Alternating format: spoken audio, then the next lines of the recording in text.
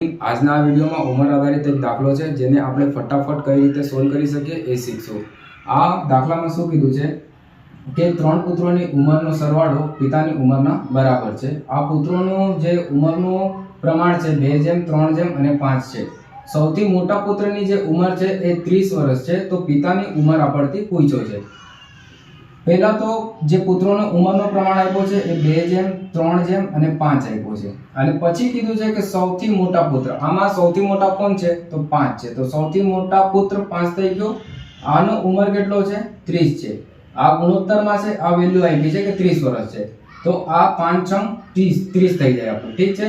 તો 1 યુનિટની વેલ્યુ કેટલી છે 6 છે, તો પિતાની ઉંમર 3 ના સરવાળો 2 3 5 અને 5 10, 1 ની વેલ્યુ 6, તો 10 ની વેલ્યુ કેટલી થઈ જાય 60 વર્ષ, તો પિતાની ઉંમર કેટલી છે 60 વર્ષ। બસ આ હતો આ દાખલામાં, બીજું કાંઈ નહીં હતું। Thank you.